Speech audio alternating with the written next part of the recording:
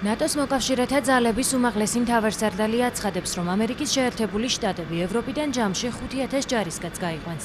ამ სამხედროებიდან 4,000 პოლონეთს დატოვებს, 1,000-იც გერმანიას. გენერალ-ლეიტენანტმა ალექს გრინკევიჩმა ჟურნალისტებს ბრიუსელში ნატოს შტაბ-ბინაში გამოუცხადა, რომ ევროპელები ამერიკის შეერთებული შტატების ძალების გადანაწილებას მომავალშიც უნდა ელოდონ. სამხედროების გაყვანის გადაწყვეტილება მოკავშირეებთან პრეზიდენტ დონალდ ტრამპის დაპირისპირებას უკავშირდება ირანის ომის საკითხზე. ტრამპი განსაკუთრებით განაცხადებული გერმანიაზე იყო. ეს მას შემდეგ, რაც კანცლერმა ფრიდრიხ მერცმა ვაშინგტონის ომის სტრატეგია დაიწუნა და განაცხადა, რომ ირანის ხელმძღვანელობა ამერიკის შეერთებულ შტატებს ამცირებდა. ამიტომაც არსებობდა ვარაუდი, რომ 5,000 ჯარისკაცი სწორედ გერმანიიდან გავიდოდა. თუმცა უკვე განთავსებული ძალების გამოყვანის ნაცვლად პენტაგონი პოლონეთსა და გერმანიაში სამხედროების სამომავლო განლაგების გაუქმებას აპირებს. პრეზიდენტ ტრამპის განცხადების შესაბამისად ევროპიდან 5,000 ჯარისკაცი გავა. მათი მნიშვნელოვანი ნაწილი სწორედ ამ ჯავშან ტექნიკის ბრიგადიდან მოდის, რომელიც უკან ბრუნდება. ამასთან ამერიკის შეერთებულმა შტატებმა უკვე გამოაცხადა, რომ საარტილერიო ბატალიონის დაგეგმილი განთავსება აღარ განხორციელდება. არსებობს კიდევ რამდენიმე მცირე დანაყოფი, რომლებიც ასევე გადალაგდებიან. რამდენიმე ასეულ სამხედრო მოსამსახურესთან დაკავშირებით დაგეგმა კვლავ მიმდინარეობს.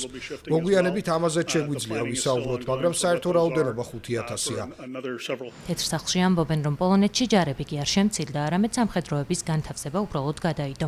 ეს როტაციის გადავადებაა, განაცხადა ამერიკის შეერთებული შტატების ვიცე-პრეზიდენტმა. როცა ჯეიდი ვენს პოლონეთში სამხედრო კონტინგენტის შემცირების შესახებ კითხეს, მან თქვა, რომ დონალდ ტრამპის ადმინისტრაციის მიზანია ევროპული დამოუკიდებლობისა და სუვერენიტეტის ხელშეწყობა. გასულ კვირას პენტაგონმა პოლონეთში 4,000 ამერიკელი ჯარისკაცის გაგზავნა შეაჩერა. ეს პირდაპირ ეწინააღმდეგება პრეზიდენტ ტრამპის დაპირებას, რომ პოლონეთში სამხედროების რაოდენობას არ შეამცირებდა. ამიტომ დაგისვამთ კითხვას, რომელსაც პოლონეთში შესაძლოა ბევრი ფიქრობდეს. რატომ ასაჩუქებთ პუტინს და რატომ ზრდით ევროპაში თქვენს საუკეთესო მოკავშირეს? პირველ რიგში ვიტყოდი, რომ არც ერთ პრეზიდენტს არ გაუკეთებია იმდენი უკრაინის გადარჩენისთვის რუსეთის შეჭრის შემდეგ, რამდენიც დონალდ ტრამპს. როგორც თავად ხშირად ამბობს ობამა, მათ ზეწრები მისცა, მე კი ჯაველინები. და სწორედ ამ ჯაველინებმა უზრუნველყვეს, რომ უკრაინას დღემდე აქვს ტერიტორიული სუვერენიტეტი. ამასთან ტრამპმა თქვა, რომ სურს ამერიკული პოლიტიკა, რომელიც პირველ რიგში შეერთებული შტატების ინტერესებზე იქნება ორიენტირებული.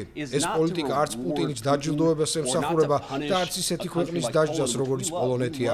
ჩვენ გვიყვარს პოლონეთი და პოლონელი ხალხი. არა და არა.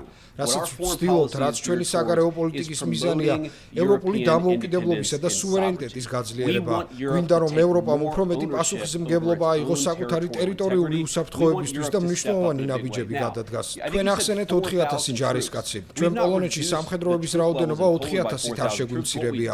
რაც გავაკეთეთ არის ის, რომ გადავავადეთ დაგეგმილი სამხედრო განლაგება. ეს არ არის შემცირება, ეს ჩვეულებრივი გადავადება და როტაცია, რაც მსგავს სიტუაციებში ზოგჯერ ხდება.